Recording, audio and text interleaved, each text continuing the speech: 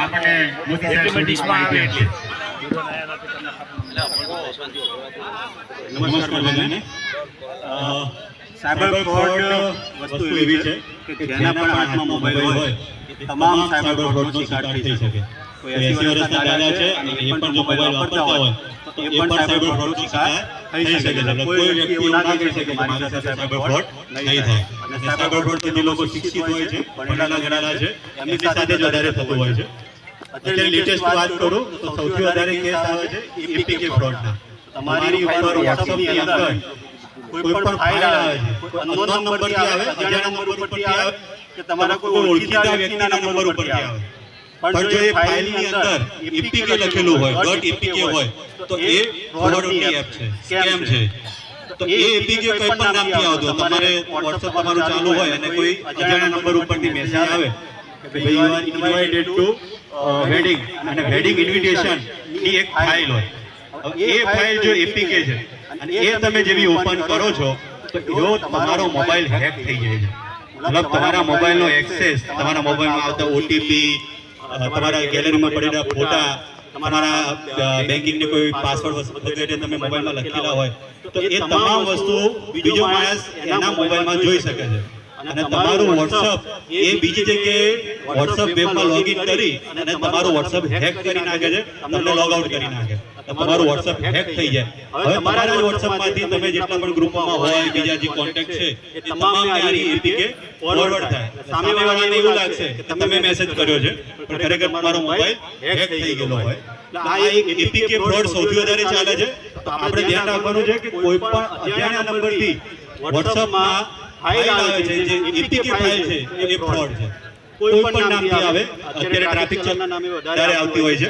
તો ઈ ચલણ.apk હોય, ઉપર કોઈ પેરેગ્રાફ લખેલો છે કે તમારા વ્હીકલના નામે ટ્રાફિક ચલણ ઇસ્યુ થયેલું છે તો એને પે કરવાનું છે, તો આ એપથી પે કરી લો. પણ એ ખરેખર ફ્રોડની એપ હોય છે. આવું કંઈ પણ એપીકે આવે છે તો એ ફ્રોડ છે, તો આપણે મેસેજ તરત ડિલીટ કરી દેવો. અજાણ્યા આપણાથી જો ક્લિક થઈ ગયું છે અને ઇન્સ્ટોલ થઈ ગઈ છે તો તરત ફોનમાંથી સિમ કાર્ડ કાઢી નાખવા. ફોનને પહેલા એરોપ્લેન મોડ ઉપર કરી દેવો અને ફોનમાંથી સિમ કાર્ડ કાઢી નાખવા, જેથી કોઈ ફાઇનાન્શિયલ ટ્રાન્ઝેક્શન ના થાય. અને તરત 1930 ઉપર કોલ કરો અથવા તો કોઈ નજીકના પોલીસ સ્ટેશન આવી જવું. આપણે નવસારી ટાઉનમાં તમારું સાયબર ક્રાઇમ પોલીસ સ્ટેશન છે, મોટા બજાર. તો ત્યાં પોલીસ સ્ટેશન તરત આવી જવું, જેથી તમારા મોબાઈલમાં આવી એપીકે હોય તો અમે તરત એને ક્લિક કરી નાખીએ, જેથી કોઈ પૈસા કપાય નહીં. બીજું એક સૌથી વધારે ફ્રોડ ચાલી રહ્યું છે ડિજિટલ અરેસ્ટનું.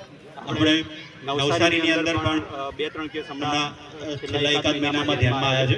અને સૌથી વધારે ટાર્ગેટ આપણા વડીલોને કરે છે.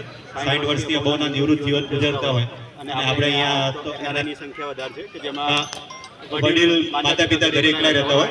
આની અંદર શું થાય છે, WhatsApp પર વિડીયો કોલ આવે તો અજાણ્યા નંબર ઉપરથી, અને જેવો વિડીયો કોલ ઉપાડો તો સામે પોલીસ બેઠેલી હોય છે, પણ એ ડુપ્લિકેટ પોલીસ છે.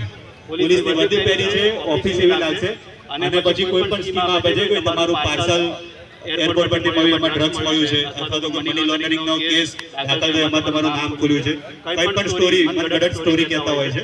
પરંતુ એ સ્ટોરી કહી અને એમને ડિજિટલ અરેસ્ટ કરતા હોય છે કે તમારે રૂમમાં જ રહેવાનું છે અને અમે કઈ એમ કરવાનું છે. તમને પોલીસ અરેસ્ટ કરવા આવે, અરેસ્ટ તમારે ના થવું હોય તમારે અહીંયા ડિજિટલી અરેસ્ટ થઈને તમારે બેસવું પડશે. અને પછી ધીમે ધીમે બધી વિગતો માંગે છે, બેંક ખાતાની વિગતો માંગી અને ટ્રાન્ઝેક્શન કરી લે છે. તો પહેલી વસ્તુ કે ક્યારે પોલીસ ડિજિટલી કામ કરતી નથી, ડિજિટલી અરેસ્ટ નામની કોઈ વસ્તુ જ નથી. આવું ક્યારે ઓનલાઈન ડિજિટલ અરેસ્ટ પોલીસનો કોઈ કાયદો જ નથી. આવો કોઈ કોલ આવે છે તો એ ફ્રોડ છે.